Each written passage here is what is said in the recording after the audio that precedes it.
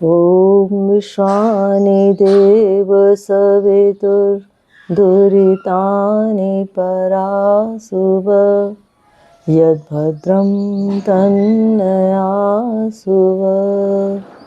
ओम सभी को सादर नमस्ते। आज हम ऋग्वेद के एक मंत्र पर विचार करेंगे। मंत्र है ओम तरत संबंधी धावती धारा सुतस्यांध सह तरत समंदी धावती। शब्दार्थ देखें। स माने वह, मंदी भक्ति स्तुति करने वाला, जो स्वयं तृप्त है, ऐसा आनंदमय पुरुष। तरत तर जाता है और धार्या धारा के साथ धावती माने ऊर्ध्व गति को प्राप्त होता है। भाव क्या है कि ऐसा व्यक्ति जो अपने अंदर भक्ति पैदा कर लेता है, ऐसी भक्ति जो निरंतर बढ़ती जाती है, उस भक्ति की धारा में नहाकर आनंद के सागर में डुबकियां लगाता है, जो वह आगे दिन प्रतिदिन बढ़ता जाता है, उन्नति करता चला जाता है और संसार सागर से पार हो जाता है। अब विचार करें कि क्या हम सब भी संसार सागर से पार जाना नहीं चाहते, संसार के दुखों से बचना नहीं चाहते, मुक्ति पाना नहीं चाहते? अवश्य चाहते हैं। हम सब चाहते हैं कि हम ये माया मोह आदि बंधनों से मुक्त हो जाएं।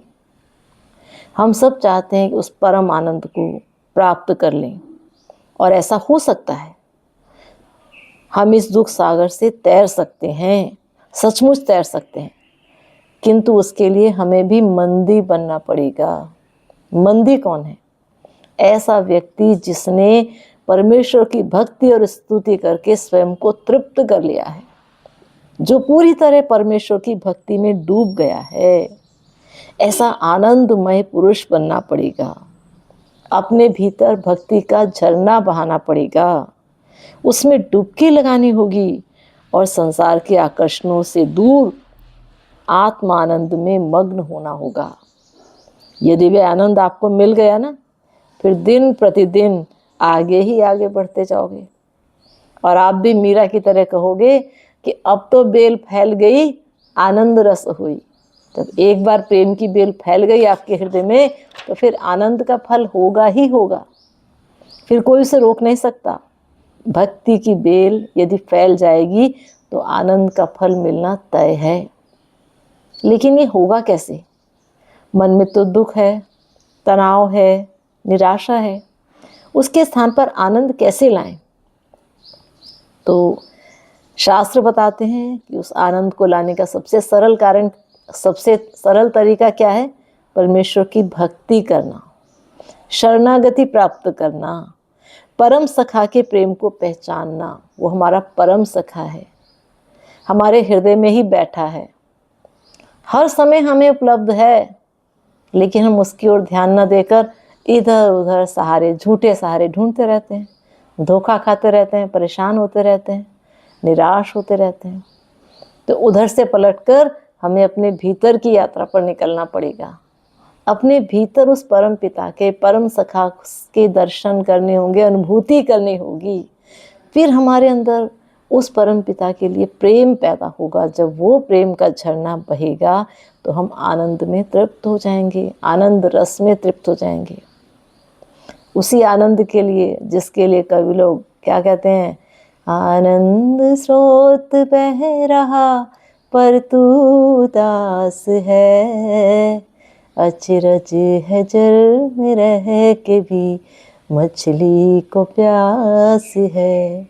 वो परम पिता हमारे भीतर है, हमारी आत्मा उसको दर्शन नहीं कर पाती, महसूस नहीं कर पाती, इसीलिए अतृप्त रहती है, परेशान रहती है। तो उसे देखने का प्रयास करो, अंदर की ओर मुड़ो, बाहर की ओर से आकर्षण हटा लो, अपनी इंद्रियों की शक्तियों को अंदर की ओर मोड़ो, वो आपको वही मिलेगा। कहते ना, भीतर है सखा तेरे जरा मन टिका के देख, अंतःकरण में ज्ञान की ज्योति जला के दे। तुम्हारे भीतर ही है वो तुम्हारा परम सखा, परम मित्र। बस एक बार अपने अंतःकरण में ज्ञान की ज्योति जगाओ, भक्ति की धारा बहाओ, उसकी कृत्यों को याद करो, उसकी रचनाओं को देखो, जितने हमारे लिए कार्य कर रहा है, परोपकार कर रहा है, दिन रात हमारे लिए अनेक कर्म कर रहा है, हमें सुख प्रदान कर रहा है, हमारे कल्याण के लिए लगा हुआ है, उसको याद करो, उसको महसूस करो और उसका धन्यवाद करो। उसके लिए अपने हृदय में प्रेम पैदा करो, क्योंकि अगर ऐसे ही भटकते रहे तो फिर हम सारा जीवन ऐसे ही निकल जाएगा और फिर हमें अंत में पछताना पड़ेगा, तब हम कुछ भी नहीं कर पाएंगे। हम कहते हैं ना, उठ नाम सिमर मत सोए रहो, मन अंत समय पछताएगा, जब चिड़ियों ने चुग खेत लिया, फिर हाथ कछु ना आएगा, उठ नाम सुमेर। तो उठो, अब भी जागो, जो समय बचा है उसे प्रभु भक्ति में लगा लो, अपने अंतःकरण को शुद्ध करो, तृप्त करो, फिर आनंद रस की धारा निकलेगी, फिर हमें किसी दूसरी वस्तु की आवश्यकता नहीं रहेगी। ऐसे मस्त हो जाओगे कि सारा संसार बेकार लगने लगेगा। और जब भजन करेंगे तो हमारी सोई हुई शक्तियां भी जागृत होंगी। तब करो, कितने ही भक्त इसी तरह तर गए, दिव्य आनंद को प्राप्त कर गए, हम क्यों नहीं प्राप्त कर सकते? क्योंकि हमने अभी तक प्रयास ही नहीं किया। विचार पूर्वक तप करो, इंद्रियों पर नियंत्रण करो, यम नियमों का पालन करो, 5 क्लेशों को दग्ध बीज करो। कौन से हैं 5 क्लेश? अविद्या, अस्मिता, राग, द्वेष, अभिनिवेश। और उन्हें दग्ध बीज करो। दग्ध बीज क्या होता है? उनकी उर्वरा शक्ति को समाप्त कर देना, जिससे वो दोबारा पुनः उग ना सकें, फिर से ना जग सकें, फिर से तुम्हें भ्रमित ना कर सकें। ये बार बार हमें भ्रमित करते हैं, इन्हें जड़ मूल से नष्ट करना होगा, जिससे ये बार बार हमें न उलझा सके। पहला क्लेश है हमारा अविद्या। संसार में सबसे बड़ा क्लेश अविद्या ही है, और जो हम सबके भीतर अविद्या का बड़ा बड़ा पहाड़ है। हम सारे दुखों का, हमारे सारे दुखों का कारण हमारी अविद्या है। जहाँ दुख है वहाँ हम सुख समझते हैं, जहाँ सुख है वहाँ दुख समझते हैं। जो नित्य है उसे अनित्य समझते हैं, जो अनित्य है उसे नित्य समझते हैं। ये सारा संसार बेकार है, पर हमें लगता है कि नहीं, ये सारा संसार ही हमारा उद्देश्य है। और बाद में पछताते हैं, जब जीवन बीत जाता है महसूस होता है कि अरे ये तो सब थोड़ा सा सुख और ज़्यादा दुख देने वाली चीज़ें हैं। ये सारे संबंध भी ऐसे ही हैं। सुख को हम सोचते हैं कि ये हमारे से कभी ना छूटे, लेकिन ये कितनी बड़ी अविद्या है, भरी पड़ी है इसमें। और इसी के कारण हम संसार में बार बार दुख पाते हैं। सांसारिक रिश्ते हैं जो हमें लगता है कि ये बहुत सुख देने वाले हैं, और सारा जीवन इन्हीं के साथ बिता देते हैं, और बाद में पता चलता है कि सारे रिश्ते नाते तो सब स्वार्थ के नाते थे, इनसे तो हमें सुख मिल ही नहीं सकता। तो इसलिए सत्य को जानें, वस्तु के वास्तविक स्वरूप को समझें, फिर अपने अस्मिता, झूठे अहंकार को भी दूर करें। ये भी हमारा बड़ा क्लेश है। हमें छोटी छोटी बात पर हमारे अहंकार को ठेस लगती है, और यदि ठेस लगती ही है तो उसे सकारात्मक और दिशा दें।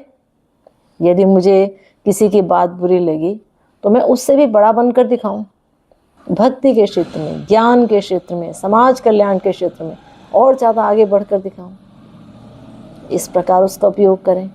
फिर राग द्वेष, हम अपने अपने संबंधियों से, अपने परिवार के लोगों से, मित्रों से बहुत प्रेम करते हैं, हमेशा उनके साथ जुड़े रहना चाहते हैं, उन्हें छोड़ना नहीं चाहते। ये भी हमारे दुख का कारण बन जाता है, क्योंकि कोई भी चीज़, कोई भी सुख स्थायी नहीं है संसार में। तो जब तक वो मिलेगा सुख होगा, और जब नहीं मिलेगा तो हमारे क्लेश का कारण होगा, हमारे दुख का कारण होगा, हमारे मन में विद्वेष जगाएगा, दुख जगाएगा। तो इन संसार की नश्वर वस्तुओं से, रिश्तों नातों से हमें मोह छोड़ना होगा, क्योंकि जब हमें ये मिलेंगे नहीं तो हमारे मन में द्वेष पैदा होगा। सारा संसार इसी में डूबा है, और ये सारा सुख जो आँखों का सुख है, जीभ का सुख है, स्पर्श का सुख है, हम इन्हीं 5 इंद्रियों के दास बने, इन्हीं सुखों के पीछे दौड़ रहे हैं। और बाद में पता चलता है कि ये सारा का सारा हमारे किसी भी काम का नहीं है, हमें दास बना रहा है। हमें इनके दासत्व से ऊपर उठकर इनका स्वामी बनना होगा। और सबसे बड़ा दुख क्या है? अभिनिवेश, मृत्यु का भय, मौत का भय। हम स्वयं को शरीर समझते हैं, इसीलिए हमें लगता है कि हम मर जाएंगे, समाप्त हो जाएंगे, जला दिए जाएंगे, हमारा क्या होगा। मौत के नाम से हम डरने लगते हैं। लेकिन अगर हमें समझ आ जाए कि हम तो शरीर नहीं हैं, हम तो आत्मा हैं, ये शरीर जल जाएगा तो क्या हुआ, हमें दूसरा मिल जाएगा। तो यदि इस प्रकार से हम अपने अज्ञान को दूर कर लें तो मृत्यु के भय से भी हम उबर सकते हैं, फिर हमें मृत्यु का भय भी नहीं होगा। तो इस प्रकार विचार पूर्वक विचार करके, सोच समझ के अपने 5 क्लेशों को दग्ध बीज करना होगा, समाप्त करना होगा। इसके लिए परमेश्वर की सहायता भी लें, उससे भी प्रार्थना करें। वो सबका सखा है, सबका मित्र है, परम दयालु है, हमेशा मदद करता है। लेकिन पहले वो देखता है कि भावना भी है लेने की या नहीं है, या टाइम पास कर रहे हैं। बहुत सारे लोग पूजा पाठ में भी टाइम पास करते हैं, भागते दौड़ते ज़िंदगी से, जल्दी जल्दी मंदिर के सामने गए, 50 पैसे का एक सिक्का, 1 रुपये का एक सिक्का फटाफट दान पात्र में डाला, जय जय भगवान जी, जय जय बोली, रक्षा करना, सहायता करना बोला और आगे निकल गए। उसके बाद पूरे दिन कहीं किसी भी क्षेत्र में उन्हें भगवान याद नहीं आता। तो भगवान तो हमारे भीतर है, हमारी भावना देख रहा है, हमारे विचारों को देख रहा है, उसको हम कैसे धोखा दे सकते हैं। तो सबसे पहले आत्मशुद्धि करें, अपने आप को सही रूप में पहचानें, अपने अंदर जो जो परिवर्तन लाना है वो सत्य अर्थ में लाने का प्रयास करें, और उसके लिए भगवान भी आपकी अवश्य सहायता करेगा। तो भगवान से भी प्रार्थना करें और अपने अंदर भक्ति का वही भाव जगाइए जो भक्तों ने जगाया और उन्होंने भगवान को प्राप्त कर लिया। क्योंकि वो परमेश्वर कैसा है, वो बहुत संवेदनशील है। वो भी वैसे वो बहुत कठोर है, दंड देने में पापी के साथ बहुत कठोर है, लेकिन यदि कोई उसका भक्त है तो उसके साथ वो बहुत संवेदनशील है। वो भी उसी भावना से आपके प्रेम को समझता है। तो उसकी संवेदनशीलता के पात्र बनिए, उसकी कृपा के पात्र बनिए, और भगवान की कृपा यदि मिल जाए तो फिर जीवन में आनंद ही आनंद है, मस्ती ही मस्ती है। तो आप सब अपने मन में उस प्रेम को जगाएं, आनंद का वह झरना हमारे हृदय में भी फूटे, हम भी प्रभु प्रेम में मग्न हो जाएं, आनंद में डूब जाएं। इसी शुभ कामना के साथ ओम शांति।